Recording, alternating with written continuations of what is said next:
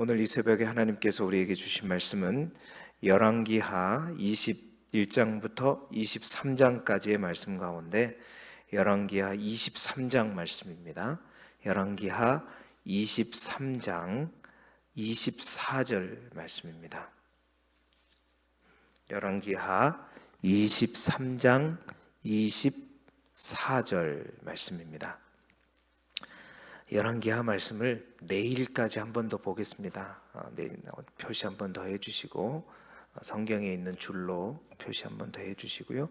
열왕기하 23장 24절 말씀입니다. 열왕기하 23장 24절 구약 성경 603쪽이에요. 603쪽 열왕기하 23장 24절의 말씀을 우리 함께 한 목소리로 읽겠습니다. 시작.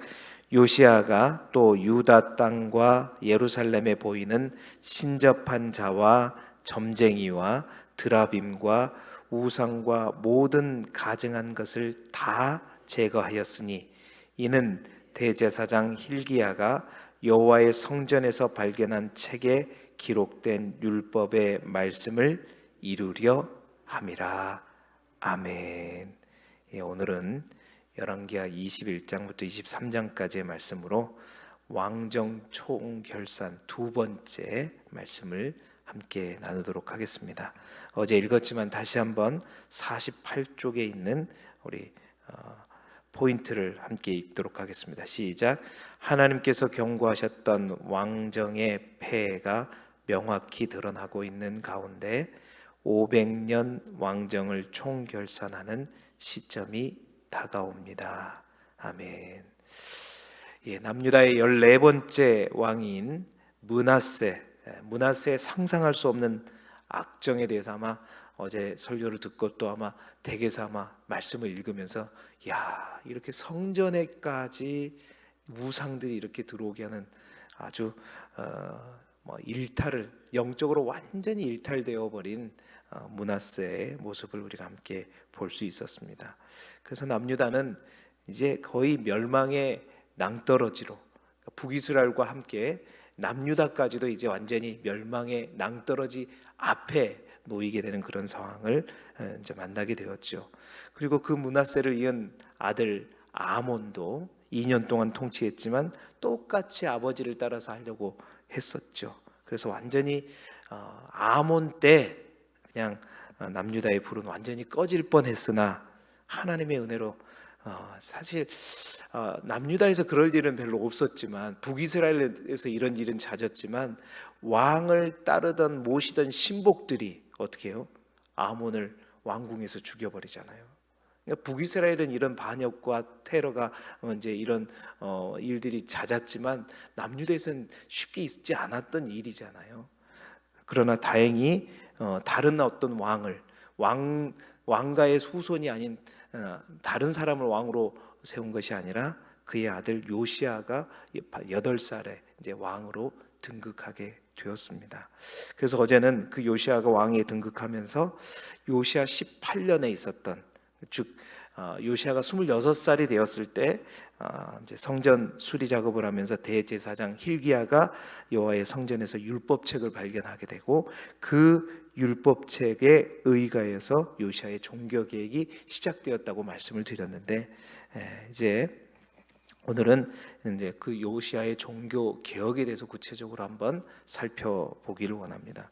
여러분 제가 이미 나눠드렸던 이 분열왕국 시대의 표를 여러분 딱 보시게 되면요, 요시야 왕은 이제 유다 왕국이 멸망하기 마지막 그 1세기에 가장 중요한 왕이 누구냐면 바로 요시야입니다.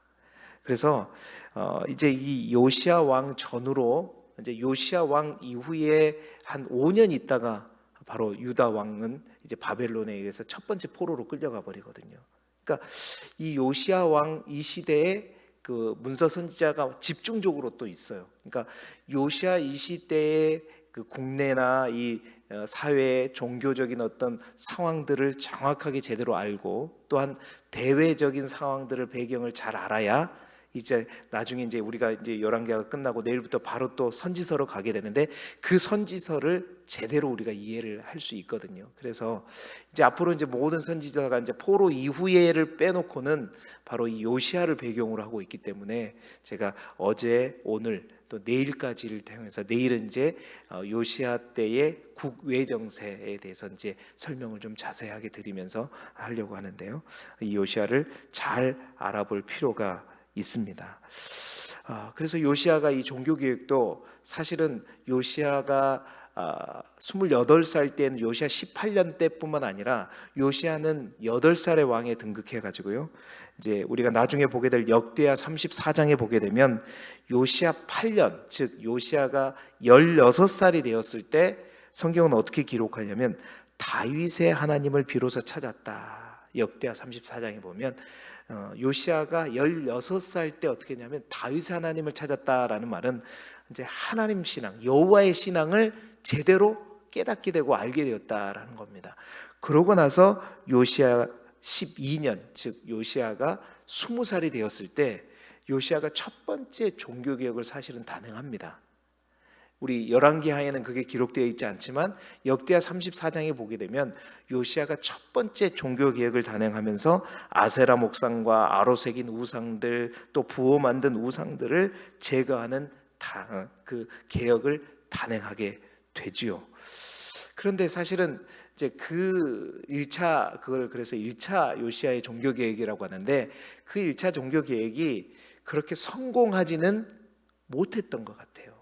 이유는 정확하게 알 수 없지만 그 결과를 우리가 유추할 수 있는 것은 그 요시야가 첫 번째 종교 개혁을 한 요시야 12년 그 다음 해인 요시야 13년 때, 다시 말해서 요시야가 이제 20살이 아니라 21살 때 누가 예언을 하기 시작하냐면 예레미야가 예언을 하기 시작하거든요. 근데 그 예레미야 예언을 보게 되면 예레미야가 이 요시야의 1차 종교 계획이 실패했구나라는 것을 이제 볼 수 있는 본문들이 나오게 돼요. 그건 나중에 가서 보게 되고요. 그러고 나서 이제 요시야 18년으로 오늘 본문으로 넘어오는 겁니다. 20살 때 실패한 것 같고 26살 때 다시 종교개혁을 하게 되는데 그 종교개혁을 다시 할 수 있는 모티브, 동기가 어디였냐? hilkiah가 성전을 수리하면서 성전에서 그 신명기 법전, 율법책을 발견하게 된 거예요. 언제 잃어버린지도 모르는 그 율법책을 원본을 찾게 된 거죠. 와, 하나님의 말씀이 여기 있구나. 그래서 그 하나님의 말씀을 가지고 그 말씀대로 어떻게 해요? 전무후무한 종교개혁을 단행하는 게 바로 오늘 23장의 본문의 말씀입니다. 자, 23장에 나타난 요시야의 종교개혁은 어제 우리가 봤던 므낫세의 일탈한 것보다 더 철저하게 다시 그 일탈을 바로잡는, 다시 회복시키는, 여러분 한번 보세요. 어떤 왕과도 다른 종교개혁을 합니다. 그래서 오늘은 제가 이 요시야의 종교개혁이 다른 유다나 그 이스라엘 역사 속에 있었던 종교개혁보다 특별한 요시야의 종교개혁만의 특별함을, 물론 다른 많은 개혁들을 했지만 요시야 종교개혁만 가지고 있는 특별함을 통해서 정말 진정한 개혁은 무엇인가 우리가 함께 살펴보고 또 우리 안에, 또 우리의 몸된 교회 안에 개혁해야 된다면 어떤 개혁을 해야 되는가를 함께 살펴보는 이 아침이 되기를 소망합니다. 첫 번째, 요시야의 종교개혁만의 특징, 다른 어떤 종교개혁과 달리 요시야 종교개혁만의 특징이 뭐냐? 성전에 있는 모든 우상들을 철저하게 제거했단 말이에요. 여러분, 요시야 왕은 hilkiah가 발견한 율법책을 가지고 남유다의 모든 백성들을 소집합니다. 이제 첫 번째 종교개혁도 해봤지만 이제 뭔가 달리 하나님의 말씀 정확한 개혁의 이 매뉴얼이 있잖아요. 그 매뉴얼인 하나님의 말씀을 딱 붙들고 모든 백성들을 다 모아요. 다 모이게 한 다음에 그 율법책을 딱 읽게 합니다.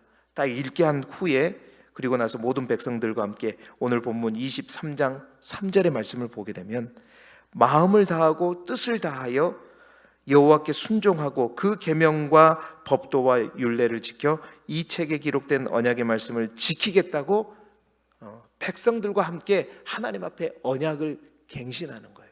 그러니까 정말로 이 말씀대로 우리가 살아가겠습니다, 변화시키겠습니다, 바꾸겠습니다 라고 언약식을 한 후에 그 언약식을 마치자마자 제일 먼저 했던 개혁의 첫 번째가 뭐냐면 바로 성전에 설치되었던 모든 우상의 잔재들을 완전히 다 제거하는 거예요.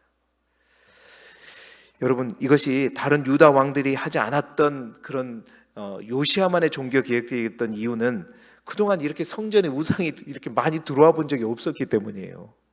언제 그랬어요? 단 므낫세의 할아버지였던 아하스 때 이 성전에 저 아수르의 제단을 닮은 제단이 잠시 들어왔던 요게 전부였단 말입니다. 감히 어떻게 하나님의 성전에 우상이 들어와요? 그런 일은 없었죠. 그런데 므낫세 왕 때 그런 일들이 벌어졌잖아요. 그러니 성전 안에 있는 우상을 제거하는 이러한 개혁은 옛날에도 언제도 없었던 거예요.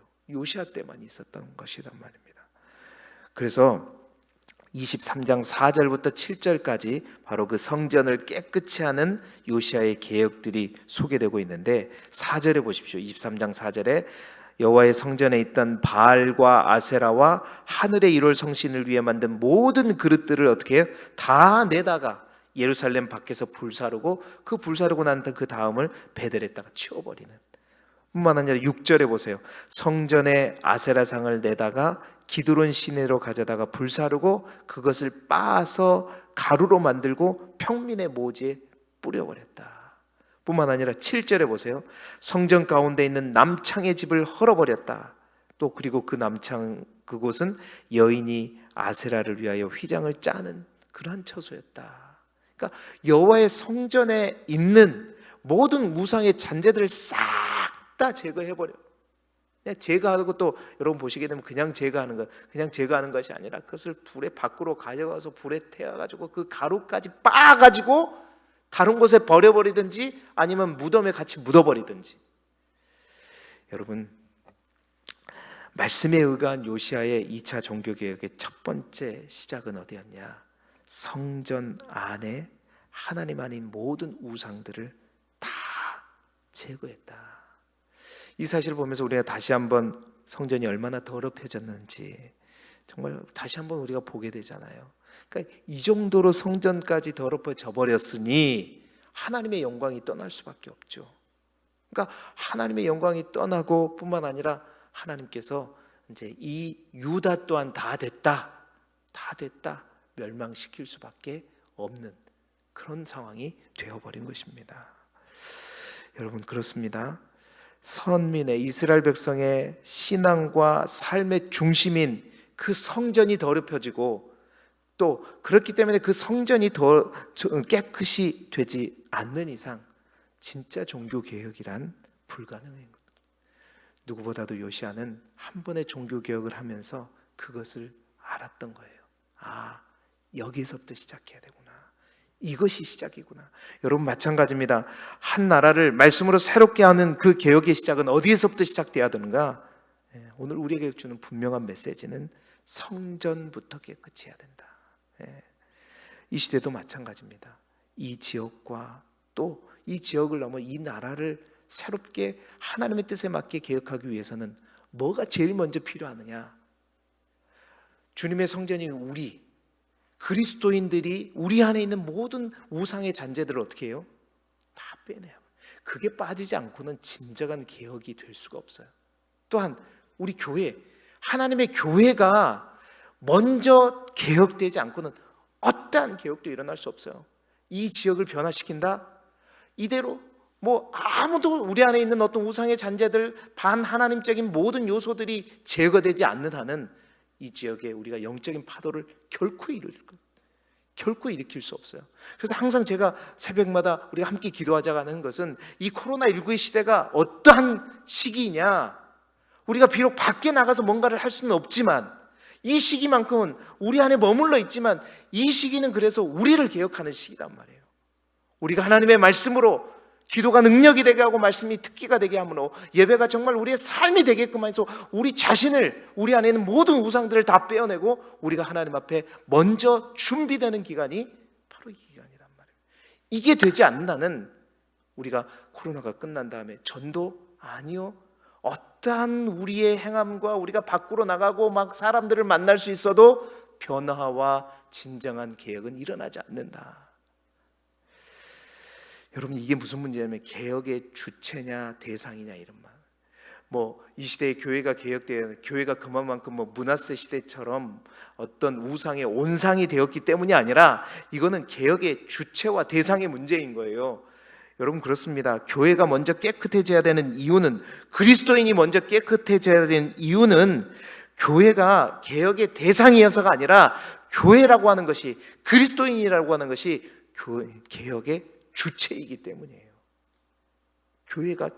우리가 교회의 주체이고, 그래서 개혁의 주체인 교회가 정말로 빛과 소금의 역할들을 제대로 감당하지 못하게 되면 어떠한 개혁도 없다, 어떠한 변화도 없다, 어떠한 하나님의 나라가 이 지역에 확장되지 않는다라는 것입니다. 뿐만 아니라 진정한 개혁이란 무엇인가, 제가 주일에도 다시 한번 이제 더 깊게 나누기를 원하는데, 이 개혁이라고 하는 것은 무조건 어떤 것을 변화시키는 게 개혁이 아니에요. 이래도 되고 저래도 되는 것을 저렇게 바꾸는 걸 우리는 개혁이라고 하는, 성경이 말하는 개혁은 뭐냐면 다른 게 아닙니다. 반하나님적이고 반성경적인 것, 하나님이 기뻐하시지 않는 것이 있다면 그것을 철저하게 끄집어내서 찾아내서 제거하는 것, 이게 개혁이에요. 여러분, 그것은 미룰 것도 아니고 그것은 느긋하게 할 게 아니라 반성경적이고 또 하나님을 반대하는 그 모든 것을 철저하게, 오늘 성경에 보세요. 그런 것들은 다 끄집어내 가지고 불에 태워서 그 재까지 가루로 만들어 가지고 평민의 무덤에 묻어버리는 철저한. 여러분, 우리 모든 주님의 성전된 우리 몸뿐만 아니라 몸된 교회가 먼저 개혁됨으로 말미암아 정말 이 시대, 마지막 시대에 진정한 소망이 되고 정말 등불이 되는 저와 우리 교회가 되기를 주님의 이름으로 축복합니다. 두 번째, 요시아의 종교 개혁만의 특징이 뭐냐? 사마리아 땅에 있는 산당까지 제거합니다. 사마리아 땅에 있는 산당까지 제거한다는 거예요. 자, 두 번째로 다른 왕들에게 찾아볼 수 없는 요시아 개혁의 특징은 산당을 철저하게 제거했다는 거예요.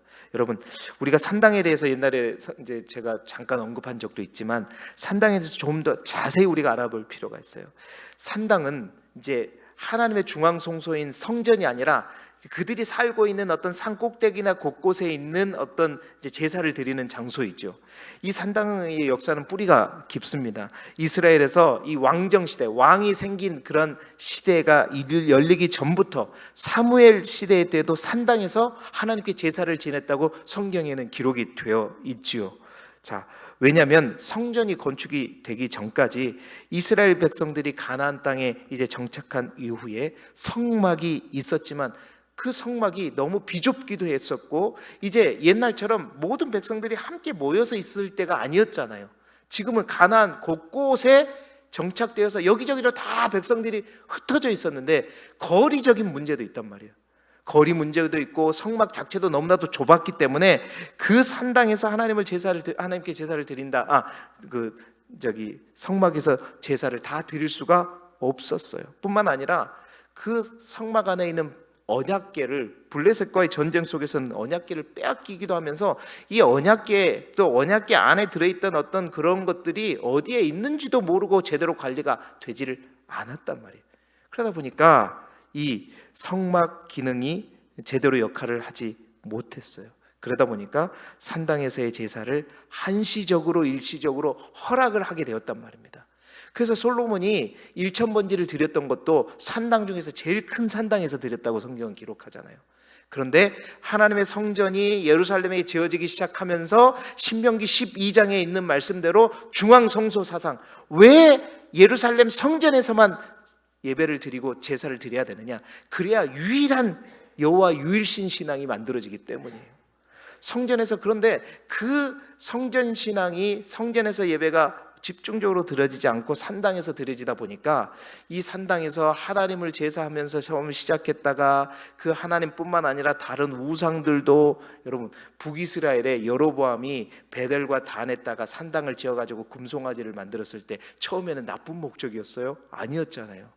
우리가 예루살렘에 못 가니까 이 금송아지를 뭐처럼? 하나님처럼 여기고 제사를 지내기 시작했어요. 그렇게 하나님을 예배한다고 했지만 그 산당에서 예배를 드리면서 그 여호와 유일신 사상이, 그 순수성이 점점 사라지고 나중에는 하나님과 우상을 함께 섬기는 그 본거지가 어디가 되어버리냐면 산당이 되어버린 거예요. 근데 그 산당이 너무나도 확 퍼지다 보니까 어떠한 왕정시대의 왕들 또한 그 산당을 다 깨부수지를 못했어요. 왜? 백성들이 두려워서. 백성들이 그곳에서 이제 하나님을 예배하기 시작했는데 그것을 다 그냥 발본색하고 다 무너뜨려 버리면 그 백성들에 의해서 반발을 사게 되었기 때문에 그동안 어떤 왕도, 아사 왕도, 여호사밧 왕도, 요아스도, 아마시아도, 우시아도 여호와의 보시기에 정직했다고 성경은 기록하지만 그들이 개혁을 할 때도 다른 건 다 해도 뭘 못했어요? 산당만큼은 만지질 못했단 말이에요. 유일하게 산당을 제거했던 왕이 두 왕이에요. 히스기야와 요시야인데 히스기야 또한 전국적으로 하지는 못했어요. 일부에 지나지 않았습니다. 그런데 요시야만큼은 어땠다? 유다 전역에 있는 모든 산당들을 싹 다 모조리 다 제거했어요. 그 산당에서 제사를 드리는 제사장들까지도 다 죽여버리고. 여러분 보세요. 23장 8절에 보십시오.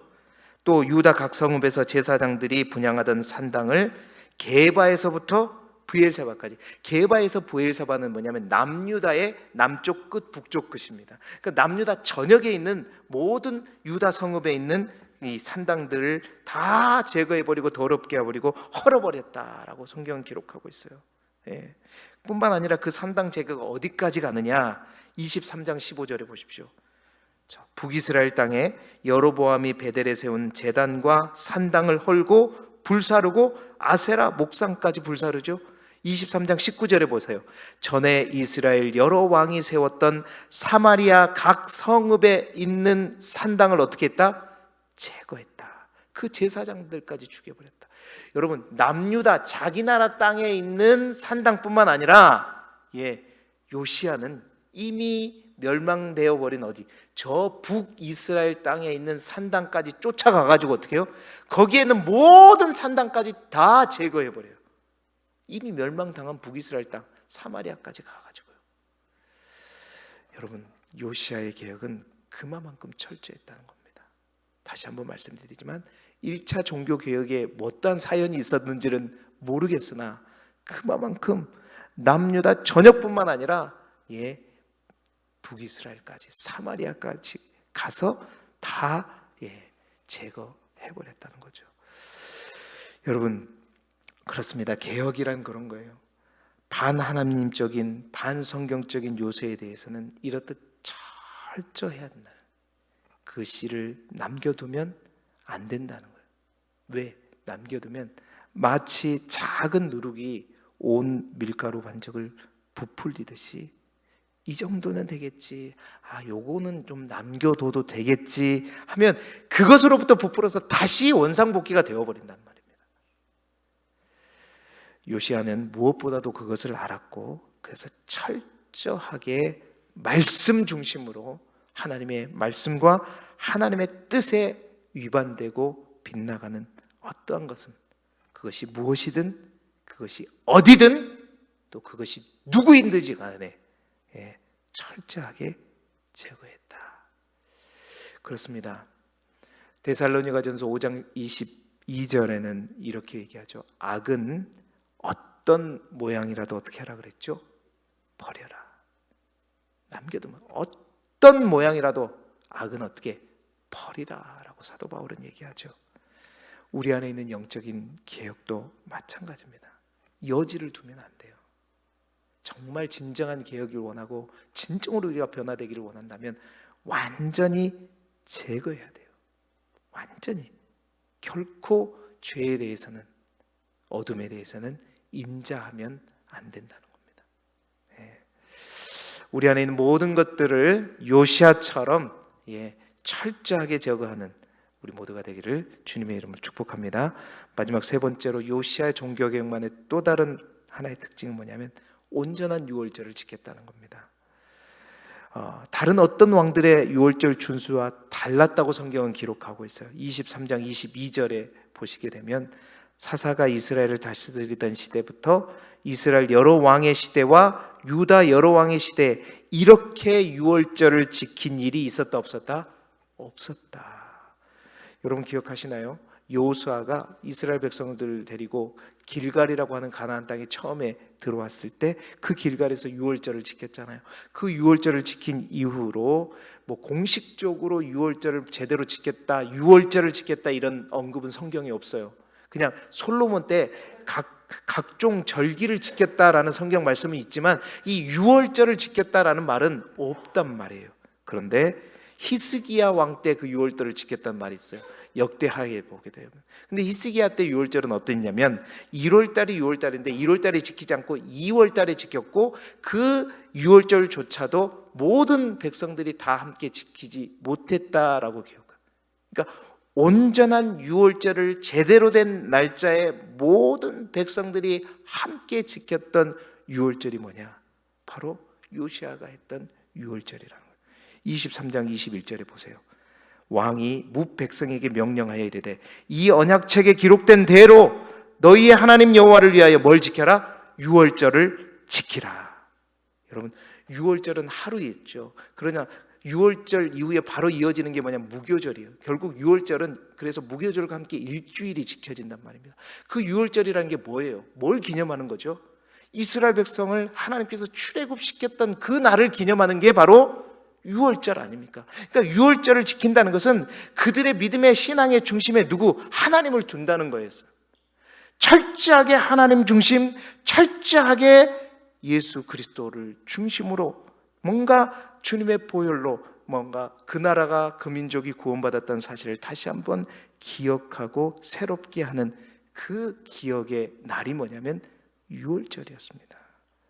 사사시대에 훌륭한 지도자가 있었고 왕국시대에 다윗을 비롯해서 하나님 보시기에 정직한 왕이 많았지만 요시아처럼 유월절을 지킨 사람이 없었다는 것은 바로 요시아가 어느 누구보다도 하나님 중심이었고 말씀 중심이었던 그런 사람이었다라는 것을 볼 수 있어요. 그래서 제가 어제 말씀드렸잖아요. 요시아는요 어찌 보면 다윗보다도 솔로몬보다 더 흠이 없었던 정말 하나님 보시기에 정말로 아까운 그런 사람이 없었어요.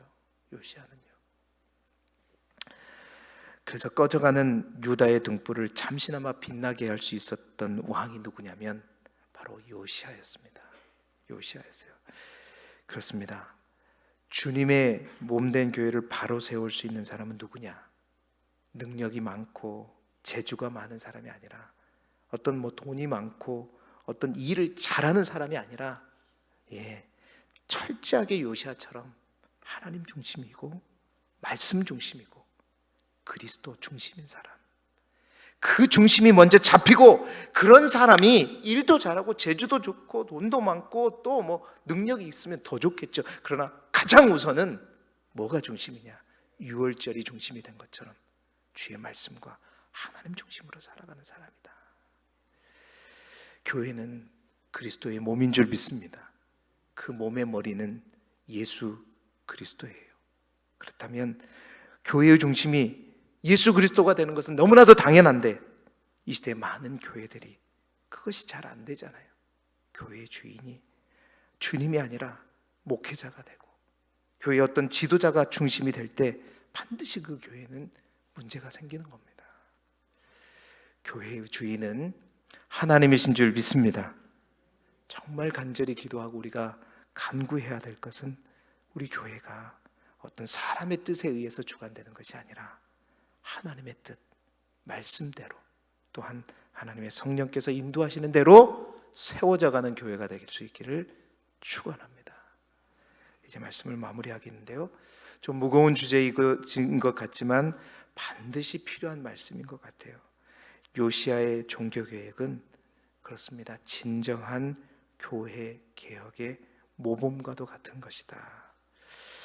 오늘 우리가 읽었던 23장 24절에 성전에서 발견한 그 말씀대로 요시야는 개혁을 이루어 갔습니다. 그리고 23장 25절에 보세요. 그는 그러한 개혁으로 인해서 그의 인생에 어떤 성적표를 받았느냐. 여러분 23장 25절의 말씀을 함께 읽어볼까요? 시작.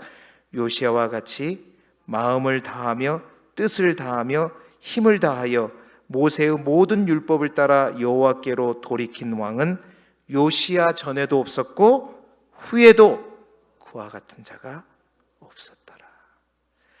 요시야의 개혁의 특별한 마지막 네 번째는 뭐냐면 요시야와 같이 하나님께로 돌이킨 자가 전에도 없었고 후에도 없었다.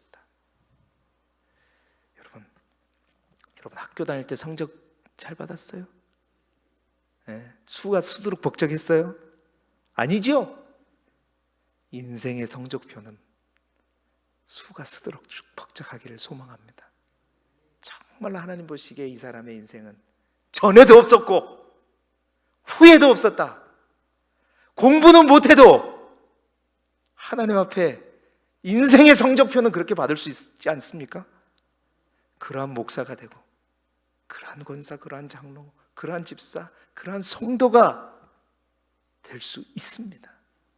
하나님 말씀 붙들고 말씀과 씨름하고 하나님의 뜻이 어디 있는지 항상 살피고 요시야처럼 정말로 철저하게 내 자신을 하나님 보시기에 합당한 모습으로 정말로 하나님과 반하고 말씀에 반하는 것들을 철저하게 제거함으로 말미암아 여러분에게 주시는 하나님의 성적표가 요시야의 성적보다 더 좋아질 수 있기를 그리스도 예수 이름으로 축복합니다. 기도드리겠습니다.